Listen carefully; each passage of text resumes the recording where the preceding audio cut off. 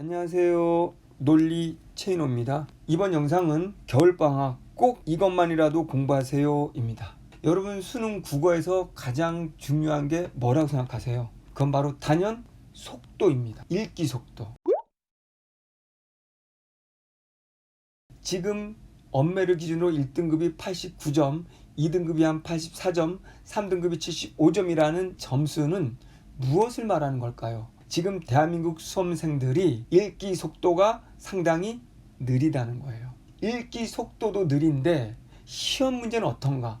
읽어야 될 지문들이 상당히 많아졌다는 거예요. 읽기 속도도 느린데 읽기 분량이 많아지다 보니 시험 문제가 쉽게 나온다고 한들 1등급이 89, 2등급이 80점대가 되는 거예요. 올해 쉽게 나왔다고 하는데도 이 점수라는 것은 그만큼 학생들은 읽기 속도가 느리고 시험은 읽어야 될 양이 많아졌다는 것을 이야기하는 겁니다. 그러면 수능 국어의 본질에서 핵심은 읽기 속도를 높이는 거라는 거예요.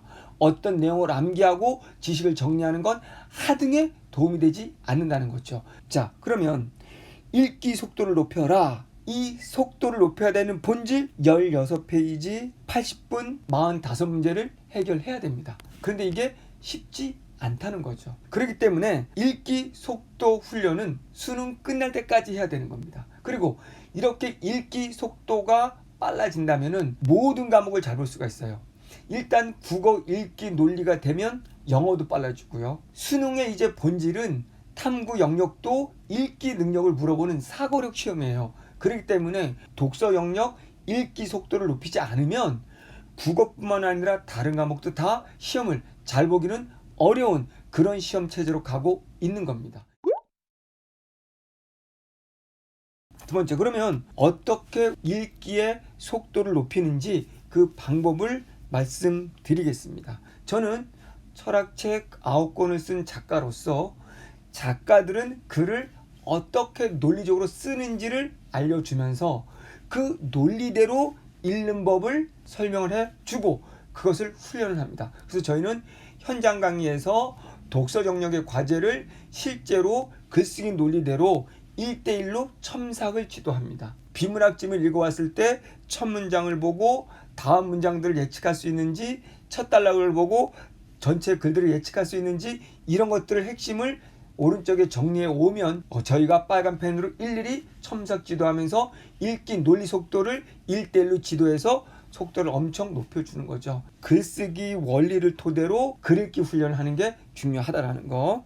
그리고 만약에 그거를 연습을 할 경우에는 기출, 즉 수능이나 육구 모의고사를 하는 게 좋죠. 사설 모의고사는 조금 논리가 떨어지기 때문에 하지 마시고 수능이라도 내가 실력이 조금 낮은 편이라면 예전 짧은 수능 기출지문으로 연습을 하는 것도 굉장히 도움이 됩니다. 왜?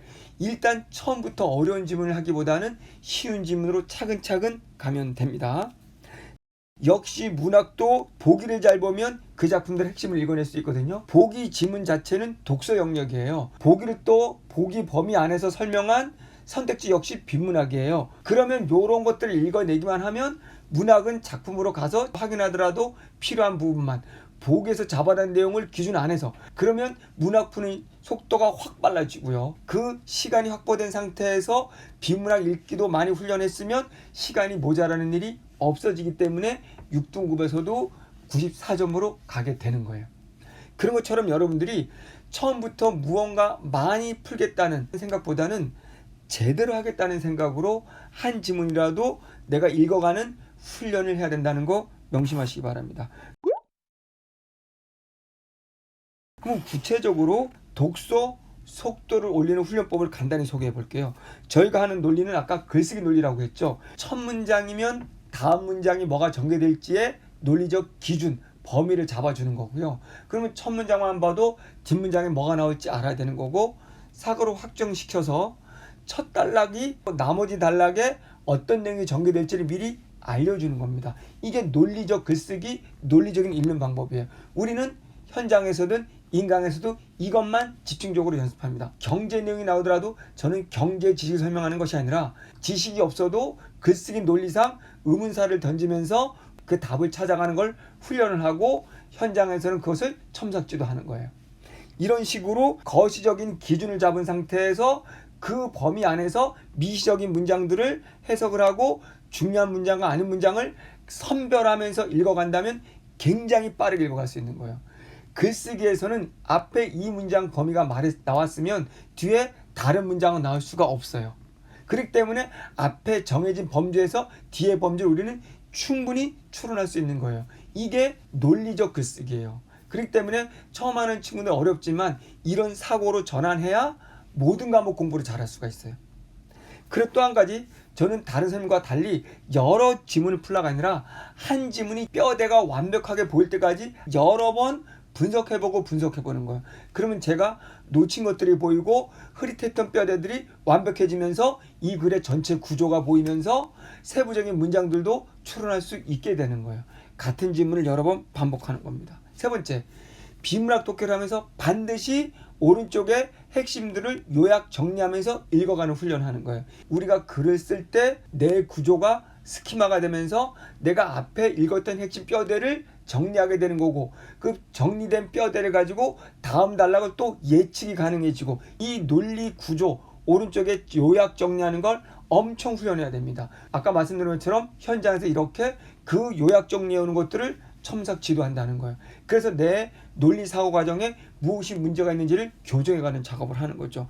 이런 식으로 독서 속도를 올리는 방법은 이런 과정들을 오랜 시간 동안 해야지만 속도가 느는 것이지 하루아침에 느는 것이 아닙니다. 근데 이런 방법을 택하지 않는다면 속도는 늘지 않습니다.